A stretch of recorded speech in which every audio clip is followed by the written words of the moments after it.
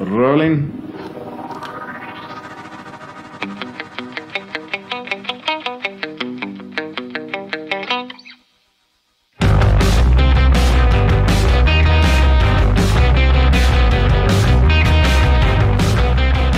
Drives me crazy. Ooh, ooh, like no one else. Ooh, ooh. What's up, Dick? Yo. I think that I'm going crazy. Yeah, you sound crazy. Well, I think I sound crazy probably on a weekly basis. I was going to say, yeah, are you going crazy or have you always been crazy? I don't know. But we're going to talk about it this week. Not me specifically, but we're going to get into some interesting psychological discussions, correct? I mean, you don't know. This could be an intervention, T. I might be here to tell you that you're crazy. This could be our last There's someone episode. outside your door right now to take you to rehab. Fuck. Oh, damn it. I've been really busy, so I didn't actually have time to work all those details out. So I think it's a code 22 here. I believe in California, the famous one is 5150. Right? It's funny because Machine Gun Kelly has a song called 5150, and it was playing the other day while my dad was over. And he's like, why does he keep referencing the Van Halen album? And I was like, what? He's like, there's a Van Halen album called 5150. I'm like, it's the police code for being institutionalized in California. Huh. So there you go. If you ever hear the term 5150, that's what the reference is. Fun fact. So welcome into the Catch the Sky podcast. I am your host, Sweet Tea, joined by Dick Francisco. You may find us on Twitter at I'm Dick Francisco or at CTS Terry. You can find Dick on Instagram at the Dick Francisco. You may find me on Instagram, Facebook, YouTube, Spotify, or wherever podcasts are available by searching for the Catch the Sky podcast. Our episodes drop every week at 4 p.m. unless you were tuning in for our episode About Time last week, which did not release on time. But hey, shit happens, right? That daylight savings time got the best of you, huh? Yeah, it really kicked my ass. That 1 hour turned into like 4 or 5 hours late, right? Happens. Shit. So, Dick, I wanted to discuss Antisocial Personality Disorder and a number of things surrounding it. Okay. I'm going to need your help with this one because I do not consider myself to be antisocial or have a personality disorder. That's my own diagnosis of myself. And so I'm going to need you to lead me through this. That might be the first symptom. Okay, so is the first symptom of ASPD, that's what it's called, right? Not DST this week. It's ASPD. No. Yeah, that's our acronym of the week, yes. Brought to you by the letters ASPD this episode. Sometimes it's, yes, right. And sometimes. And the number 88. I'll tell you why later. Or not. Okay. And sometimes it's just also APD. Oh, sometimes it's just APD. Got it. Okay. Right, yeah. Okay. Yeah. Tell me about APD, T. It seems to be something you're very, very passionate about this week in particular. Correct. And you being a coherent individual would be able to go ahead and do a lot of the research on this type of stuff in your spare time. But I went ahead and took care of a lot of the legwork this week, Dick. And so I will go ahead and drop some facts for you. Hold on. Is passive-aggressive commentating a symptom of APD? Felt a little passive-aggressive there, T. No. I appreciate you letting me have an opportunity to share some research here because you're always so kind to go ahead and do it all for us. Or if you were fishing for a compliment, T, thank you so much. No. I was just letting the audience know that you were low-key letting me do the research talk because you because I've been going crazy this week. Right, exactly. So, antisocial personality disorder. Ooh. According to the Cleveland Clinic, people with ASPD show a lack of respect towards others.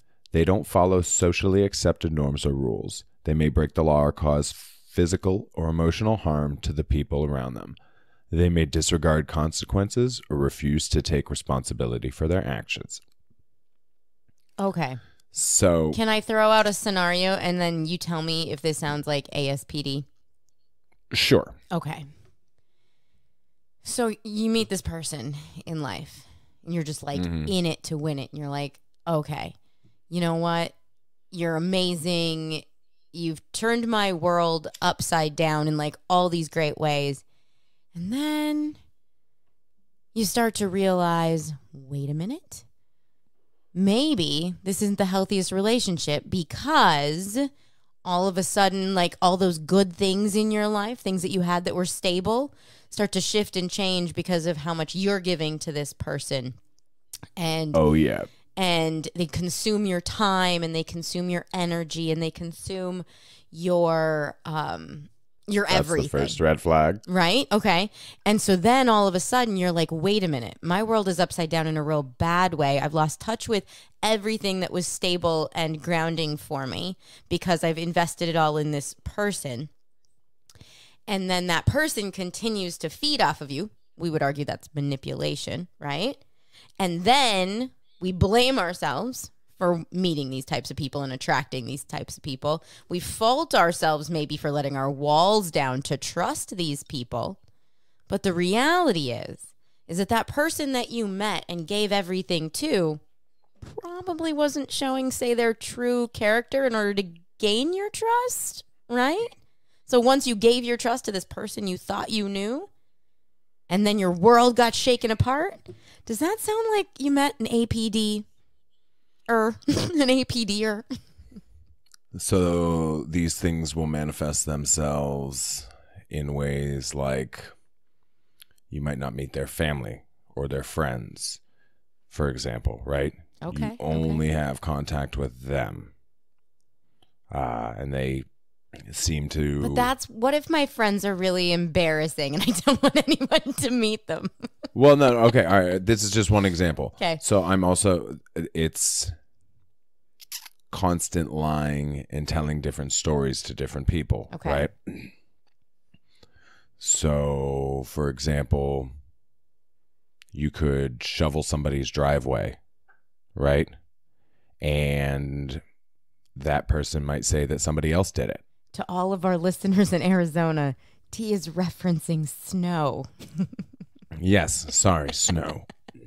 Because we're over here. Why would you shovel a driveway?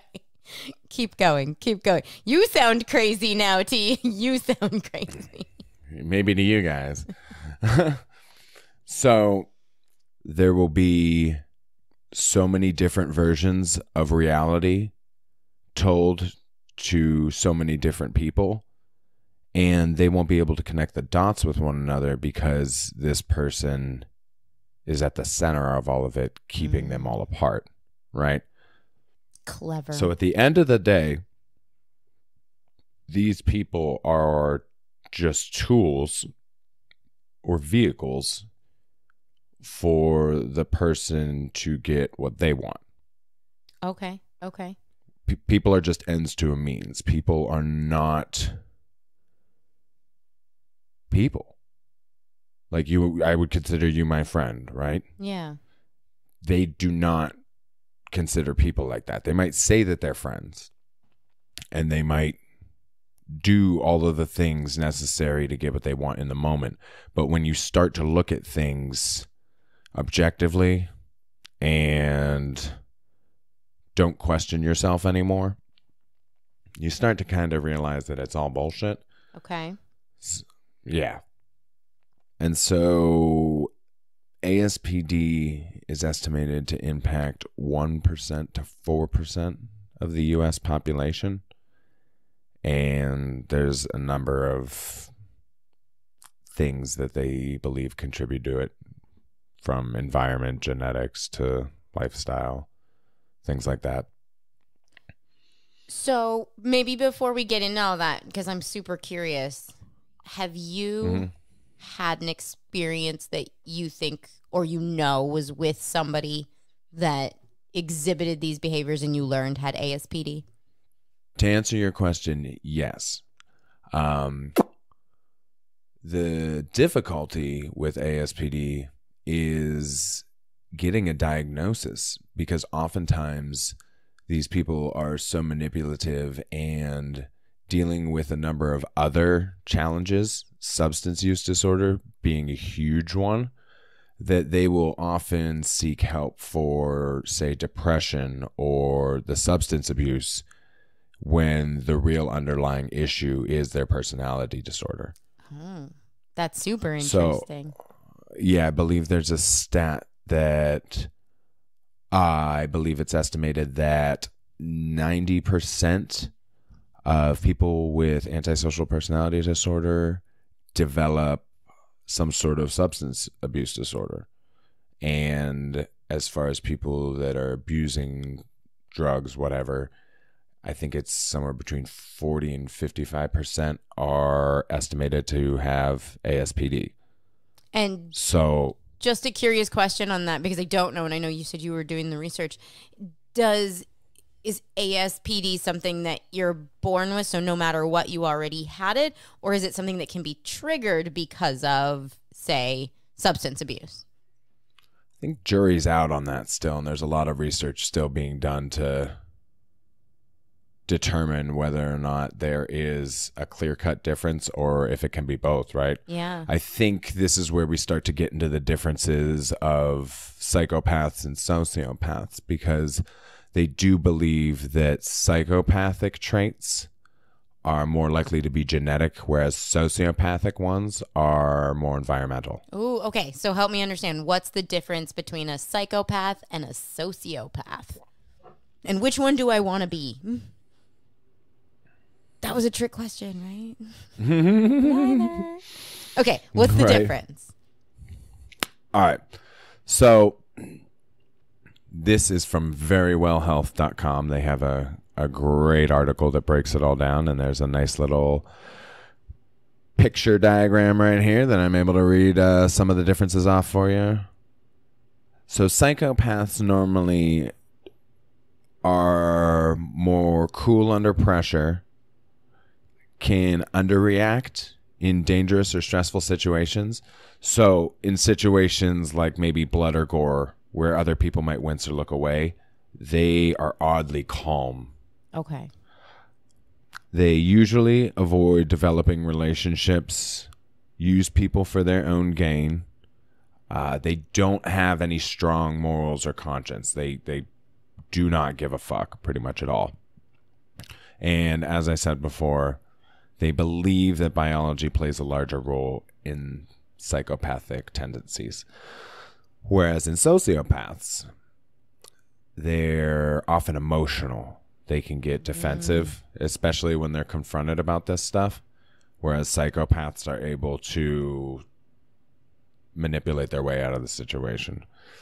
Sociopaths usually have unstable social lives, might have legal issues. It's believed that a person's environment can play a large role in becoming a sociopath, and they usually have a weak conscience. So whereas psychopaths are described as having almost no conscience, period, sociopaths have a weak conscience.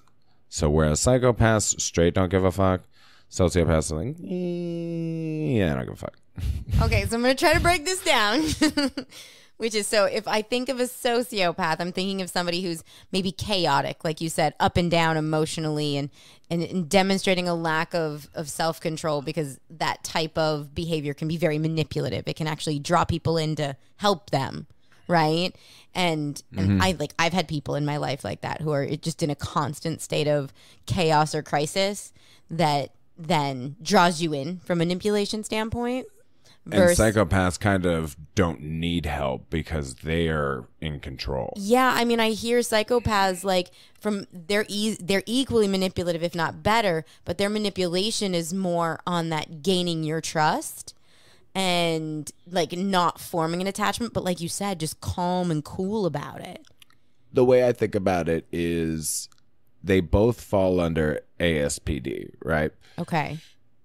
If I would say psychopaths are Coke and sociopaths are Diet Coke. You know what I'm saying? I don't know what you're saying. I don't understand that one. Okay, help me understand that one. First, I thought you were talking about Psychopaths. cocaine. Okay. No. Okay. I mean, maybe I should have said Pepsi, right? Pepsi and Diet Pepsi. I'm a Coca-Cola person. Got it. So psychopaths, I would describe as maybe being more calculated, and their brains are almost more hardwired that way. Yes. I think it's also been demonstrated that there is a difference in the physiological nature of a psychopath's brain versus a normal person's brain or a sociopath's brain. Right. Yeah, I've heard that too. Yeah. And I think that comes down to the amygdala and stuff like that. So a sociopath, they have a weak conscience. So that means like they might be able to care sometimes, right? Sure. Like if a close family member died, they might actually be sad, right?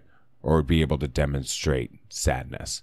Whereas a psychopath is just not, right? To me, it's more savage. A psychopath is more savage than a sociopath. Okay, But so back to my question. If I had to be comparison. one, I probably want to be a sociopath because a psychopath is way more dangerous and way scarier. And like, Right. oh, dang. Okay, that's like for real bad. A sociopath. I mean, they're both bad. They're both bad. So here's my question. Here's my question then. Where I'm going with that is when we start talking about, you mentioned symptoms of these, of both of these disorders and the whole concept of ASPD and, environmental factors versus genetic factors. Can a psychopath be helped versus a sociopath? And is there like help for these people? Or once you've got it, you can't unget it? So without being a doctor, there's only so much that my half-assed internet research can do here. Okay. There's a lot that says that both can be treated through, therapy, medication, things like that. Yeah. In extreme cases, surgery. But it's difficult. And again, it's trying to communicate with that person that they need help. Sure. That is sometimes the most difficult part because you see sociopaths breaking the law, getting physically aggressive. They're angry, unpredictable, impulsive, chaotic. They might indulge in risky behavior, right? Right. And psychopaths, on the other hand, can come off appearing completely normal. They might even be charming, right? Yeah, who's the one that Zac Efron played on the Netflix special? Oh, I don't know. I haven't been watching Netflix lately. No, this was a while ago. The serial killer. He wasn't Ted Bundy, was he? Was it? Was Ted Bundy attractive? I don't know. Yeah, he played Ted Bundy. Yeah, you're right. Okay. He played Ted Bundy, and that was the whole thing, right? That I would argue Ted Bundy landed in Psychopath because, again, back to that very charming persona. That's what everybody kind of understood about the Ted Bundy story was he could absolutely manipulate you through just being very charming. Meanwhile, right, he's kidnapping women and committing heinous crimes. And that's also a characteristic as well. Taking pleasure in hurting others. Of psychopaths or sociopaths Yes. or both? Psychopaths. Okay. Yeah, sociopaths don't necessarily want to go out and hurt other people. They're mostly just in it for themselves. Got it. Psychopaths have a more,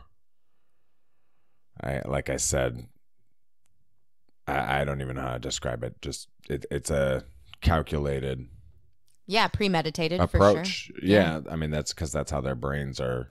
I believe that's what would lead doctors to believe that it's probably more genetic, right? Yeah, that would make sense. So I do have a question about that then. When I think about sociopathic traits versus psychopathic traits, and I'm going to take out the morality piece of this because easily both are terrible. Like the victims of, and it has to be terrible to be a human being that's a psychopath or a sociopath. Like that's got to just suck, right?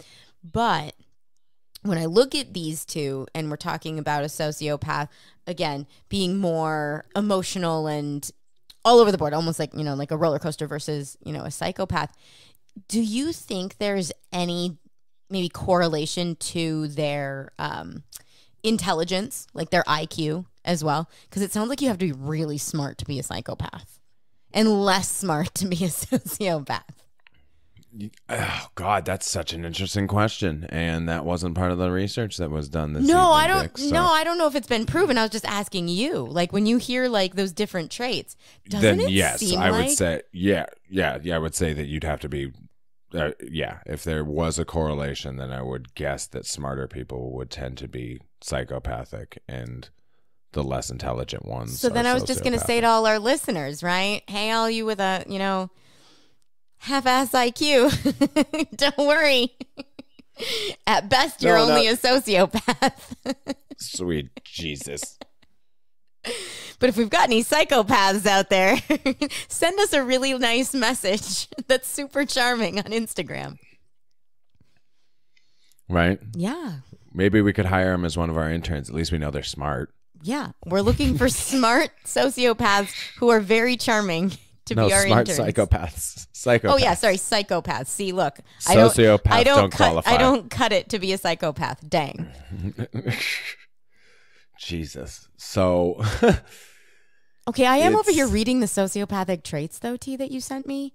And I'm like, yeah, occasionally I'm irresponsible. Occasionally I'm hostile. I can be physically aggressive. I have broken the law. I'm reading through these. I have been called dramatic on occasion. Dang. Right. So I guess if everybody were to look at these, we could start second guessing ourselves. Yeah, I'm self-diagnosing over here. What are you trying to do to me, T? Right. And I think the difference is if you were to try to talk to a person that is going through something like this, they're not going to acknowledge it like that. They're going to get extremely defensive. They're going to deny. They're going to deflect. They're not going to be able to have a simple conversation about it, right? Right. So in my experience, I asked this person point blank, hey, do you know what ASPD is? And they said they'd never heard of it before, things like that. Okay, so you're telling us about a relationship or an experience you had with somebody that you believe had this, like your personal experience. Mm-hmm. Okay, tell us a little bit about, like, without having to divulge who it is. Yeah. Like, give me a little bit more about how this relationship transpired to get to the point where you were asking that type of question. Because I feel like that wasn't a first date question. Or was it, T? I don't know. No. So it was things like going to hang out with their friend at a place that should take no more than maybe 2 hours, right? Okay. And it turns into 5. So... maybe bring me back, though. Questions. Like, how long had you been with this person when all of a sudden that started to happen? Because I want our listeners to understand, like, if they're feeling something like this, like, for us to help them. Yeah. Talk me through this relationship, T. So that specifically would have been maybe within 2 months, right? And I guess as I look back on the relationship, there were things before that. For example, going out frequently to dinner with grandpa, right? Like more frequently than one would expect, right? Okay. So, and then if it wasn't dinner with grandpa, it was seeing a friend that was coming in out of town unexpectedly or things like that. And at first you might be like, okay, well, just a social person being honest and upfront about their plans and what they're doing, right? But then as time goes on, you find that things aren't quite adding up. And the places that they might say they aren't at. Or the people they said they were with, they were never with. And if you begin to question the person, like I said, they'll get defensive. And so at what point you decide that you've had enough and you want to draw a line in the sand is up to every individual. In this case, I recognize that there's something going on, but I recognize far too late because I was far too trusting, as we've discussed on previous episodes. So that seems to be something that even though you might be too trusting, again, trying to help our listeners go, these people in our lives, when people like this come into our lives, that's part of them building that relationship with you, though, right? Is to do things that make you build trust in that person so that they can get to that stage of manipulating you, right? So as much as you're an extra trusting person, T, I think there's something to remember about when these people come into our lives. I've had an experience very similar where over time, and it doesn't have to be a long period of time, you know, we're head over heels, we're in it to win it, you know, and all of a sudden we've invested a lot and people start to then use that investment, right, for their own gain.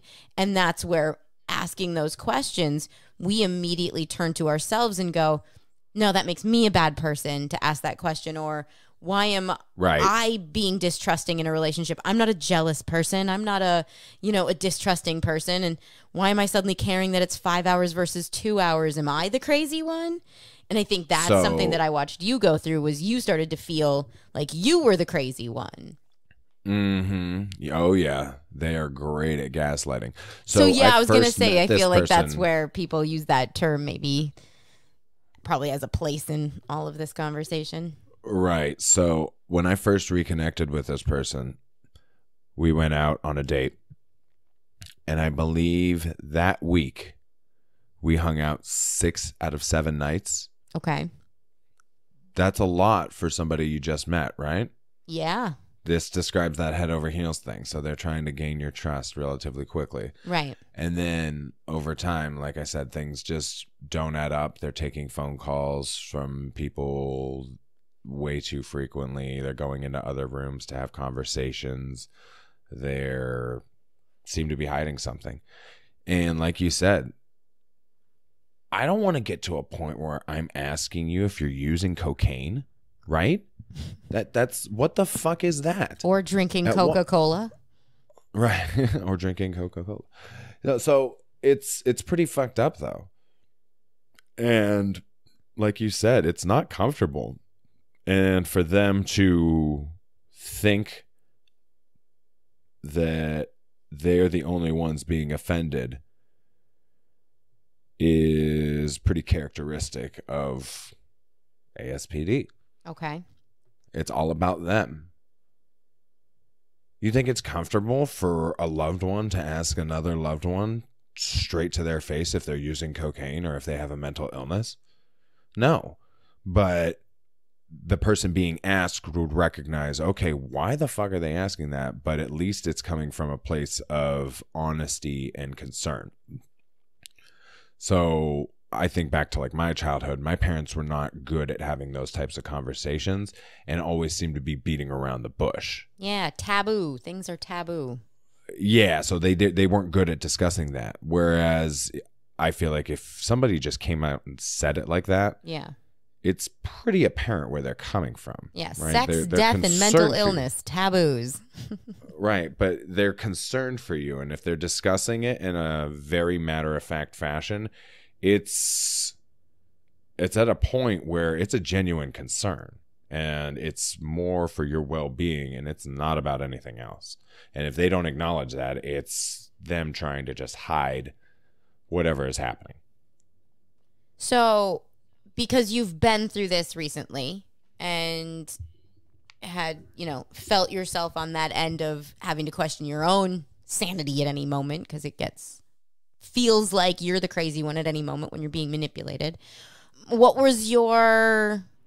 did you do to help yourself through this situation that might help the folks listening? If anybody has any advice, feel free to comment on the Catch the Sky podcast Instagram or Facebook page, because I'm still trying to sort that out myself, Dick. Okay. It has not been easy, and that is one of the things that is described in almost every single article that you read about this thing. The people that are affected by this, and their families go through so much, like their families and their loved ones and their friends, everything. Anybody that's associated with them, it's extremely challenging because you care and you want to help this person because you recognize something is wrong, but they don't care back. And sometimes they don't care about themselves.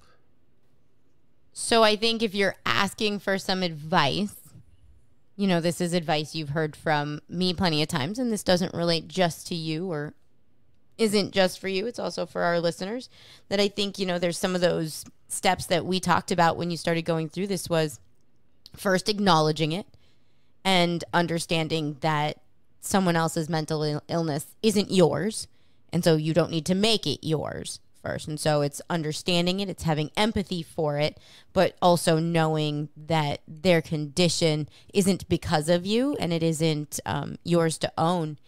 And so I think, the other piece to this is you can offer help, but sometimes you can't be the one to provide help. And it sounds to me in antisocial personality disorder that the people that folks grab onto who have that disorder, whether it's close family or they create close relationships like you've had this experience, those same people can't be necessarily the people that make them better either, right? And I think I've always used a line that I find hilarious, which is, my mom can't be my therapist if I have mommy issues. And so, because that just wouldn't work. And I think that's something that I would suggest that you can certainly come to the conclusion with someone and acknowledge and tell them that you are there for them to help them seek help, but you can't be the help.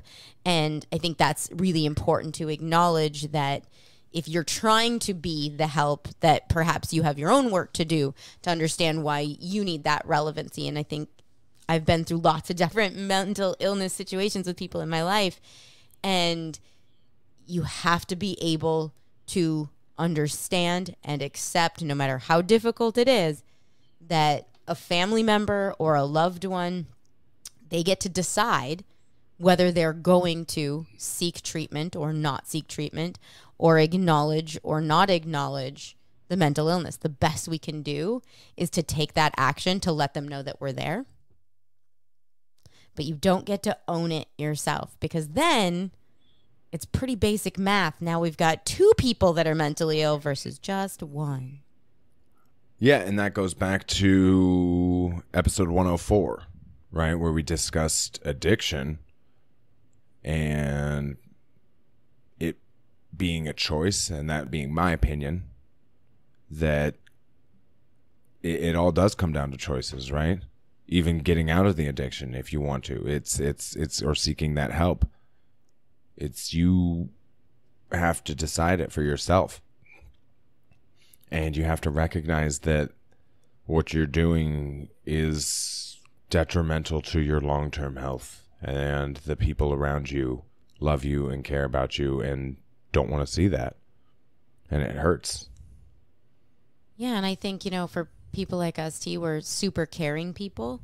And so, and that's a huge step in helping people who are suffering from addiction or mental illness, so often going hand in hand, like you said, that, the love and support of family and friends can often be a great medicinal impact for people who are suffering from disorders, including antisocial personality disorder.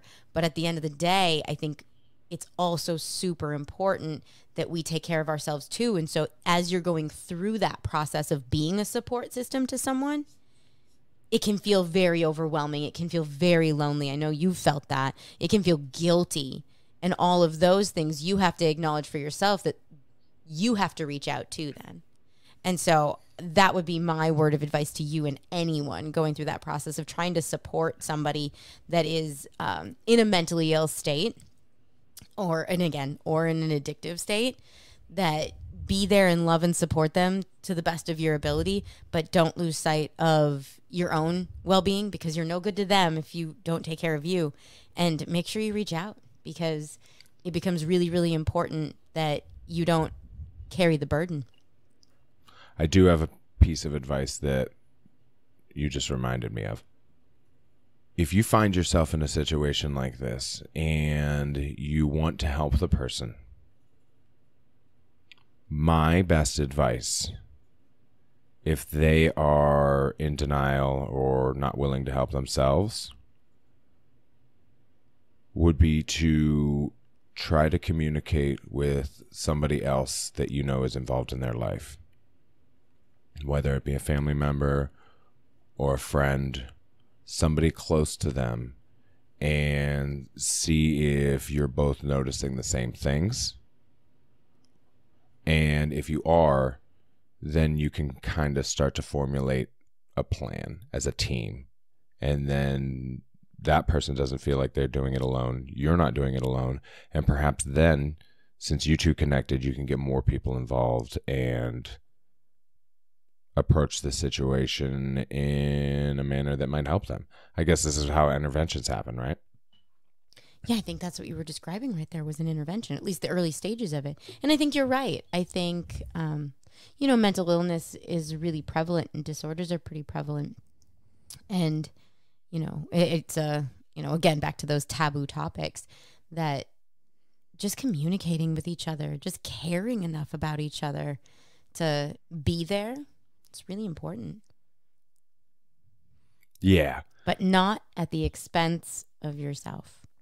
Well, that's what I'm saying is if you find that the communication with the person directly is not working, then perhaps you have to seek other channels. Sure. Don't try and handle it yourself. You might get involved in a situation that you might not want to be involved in, and then you're compromising your mental health and your future, all because of a situation in which you were trying to help somebody and it's not worth it.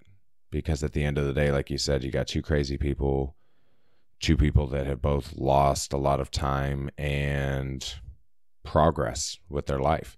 And based on our time episode, we know that that's not what anybody wants. Yeah, because we haven't done that time travel one yet to let everybody know that you can travel back in time. Yeah, you can go back and do it all over, really. Yeah. So this we is just all haven't gotten to that irrelevant, episode yet. No, but that would be my best piece of advice, is to try to formulate a plan with other loved ones in their life whenever you start noticing these red flags, and try to do it early before it's too late and there's nothing you can do.